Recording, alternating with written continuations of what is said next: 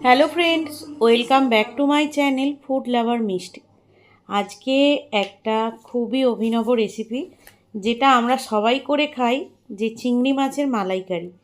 আমি সেই মালাইকারির বিশেষ কিছু উপকরণ না দিয়ে খুব সহজ উপায়ে মালাইকারি স্টাইলেরই এই চিংড়ি রেসিপিটা বানিয়েছিলাম। আশা করি আপনাদেরও ভালো লাগবে এবং কম খরচে কম সময়ে এই মালাইকারির মতো রেসিপিটি বানিয়ে আপনারা খেতে পারেন। শুধু চিংড়ির ঝালের থেকে এই রেসিপিটাকে যদি এইভাবে বানানো যায়, অসাধারণ টেস্ট হয়, সত্যি বলছি। বাড়ির সবাই খেয়ে টেস্ট করে বলেছে, তাই আপনাদের সাথেও শেয়ার করছি। তো দেখুন, চিংড়িগুলোকে ভালো করে পরিষ্কার করে ধুয়ে নিয়েছি। এরপর কড়াইতেও দিয়ে দিয়েছি তেল। ওই তেলের মধ্যেই দিয়ে দিলাম নুন আর দিলাম হলুদ গুঁড়ো। কারণ যখন এই তেলটার মধ্যে নুন এবং হলুদ গুঁড়ো দিয়ে ভাজবেন, তখন দেখবেন এই চিংড়ি মাছ দেখবেন কড়াইতে লেগে যায়। চিংড়ি মাছের একটা রস থাকে, সেই রসটার কারণে কড়াইতে লেগে যায়। তাই যখনই এটার মধ্যে নুন এবং হলুদ দিয়ে দেবেন না, তখনই দেখবেন কড়ার মধ্যে লাগবে না। আর চিংড়ি মাছ কিন্তু বেশি ভাজার কোনো প্রয়োজন নেই। তেলে দেবেন, দেখবেন চিংড়ি মাছের সাদা রঙটা লাল মতো হয়ে গেছে, তখনই কিন্তু চিংড়ি মাছটাকে তুলে নিতে হবে। আর এই রেসিপিটার জন্য ছোট চিংড়ি হলে ভালো লাগবে না খেতে, এরকম ধরনের বড় চিংড়ি হলে তবেই খেতে কিন্তু ভালো লাগবে। এই রেসিপিটা মালাইকারির থেকে কোনো অংশে কিন্তু টেস্টে কম হয়নি, কারণ আমি আমার বাড়ির লোকেদের জন্য রান্না করেছিলাম। সবাই কিন্তু খুব প্রশংসা করেছিল এবং তৃপ্তি করে খেয়েও ছিল, তাই আর কি আপনাদের সাথে শেয়ার করলাম। তো চলুন, এখানে একটা পেস্ট বানিয়ে নেব।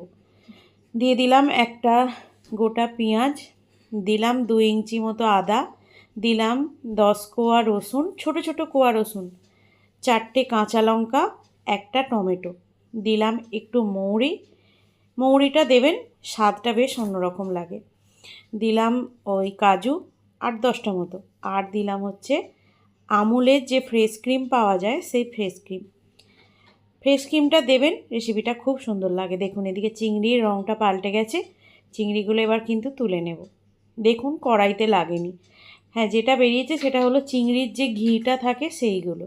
এরপরে দিয়ে দিলাম 1 চামচ, মানে ওই মশলা দেওয়ার চামচের মতো 1 চামচ কালো জিরে। দিলাম একটা পেঁয়াজকে কুচি করে, একটু হাতে করে স্ম্যাশ করে নিয়েছি পেঁয়াজটাকে। খেতে বেশ সুন্দর লাগবে। আমি কিন্তু রান্নাটা সর্ষের তেলেই করছি। এই দেখুন, পেঁয়াজের কালারটা চেঞ্জ হয়ে গেছে।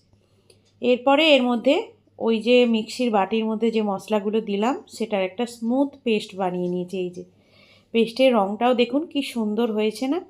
এবার এই মশলাটা এর মধ্যে দিয়ে দিলাম, দিয়ে ভালো করে এটাকে কষিয়ে নেব। একদম সুন্দর করে মশলা যত কম আঁচে কষানো যায়, ততই কিন্তু রান্নার টেস্ট ভালো হয়।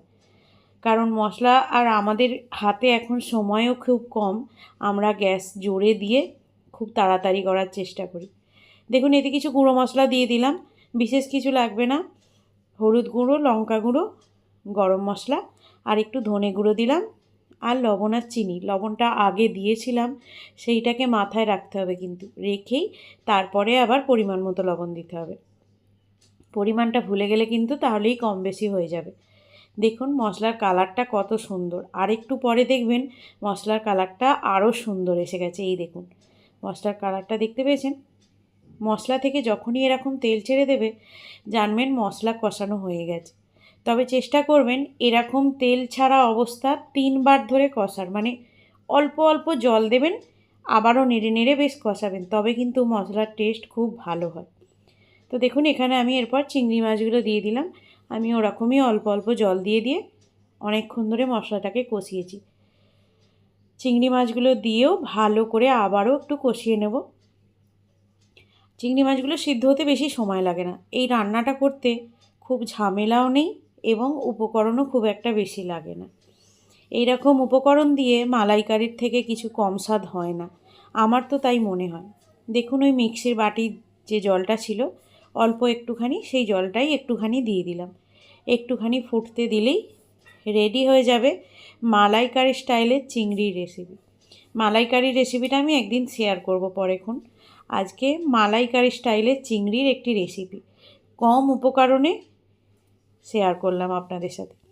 আশা করি আপনারা বাড়িতে ট্রাই করে আমাকে জানাবেন এই রেসিপিটি কেমন হয়েছে। চেষ্টা করি নিজের মতো করে সহজ উপায়ে রেসিপি মানে শেয়ার করার থেকেও আগে আমি নিজে ট্রাই করার। কারণ কি বলুন তো, আমি ট্রাই না করে না কোনো রেসিপি আপনাদের সাথে শেয়ার করি না। দেখুন, একটু ঢাকা চাপা দিয়ে দিয়েছিলাম, ঢাকা খোলার পরে কি সুন্দর কালারটা এসেছে। আর সত্যি বলছি, টেস্টটাও অপূর্ব হয়েছিল। যারা মাছ মাংস খান, যারা চিংড়ি মাছ খেতে ভালোবাসেন, তাদের জন্য জানি কোনো উপকার নেই, কারণ এটা হলো অ্যালার্জির জোম একদম চিংড়ি মাছ।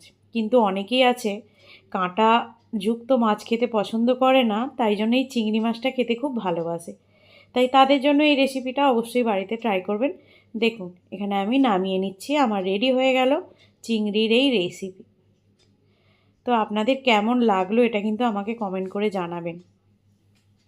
ভালো করে কড়াই থেকে আমি ঢেলে নিলাম বাটিতে, দিয়ে দিলাম হাফ চামচ মতো, চা চামচের হাফ চামচ মতো একটু ঘি। অসাধারণ লাগবে আর কি শেষে ঘি দিলে। ঘি কিন্তু যে কোনো রান্নাতে দিলেই খুব ভালো লাগে, কারণ ঘিটা আমাদের বাঙালিদের খুব প্রিয়। শুধু বাঙালিদের বলবো না, সারা ভারতবর্ষে এই ঘিটা খুব ভালো চলে। তো দেখুন তো কেমন হয়েছে রেসিপিটা। জানি বুঝতে পারছেন না যে এটা চিংড়ির রেসিপি বলে, কিন্তু রেসিপিটা অসাধারণ হয়েছে। চলুন এখানেই শেষ করলাম, দেখা হচ্ছে নতুন রেসিপি ভিডিও নিয়ে। ভালো থাকবেন।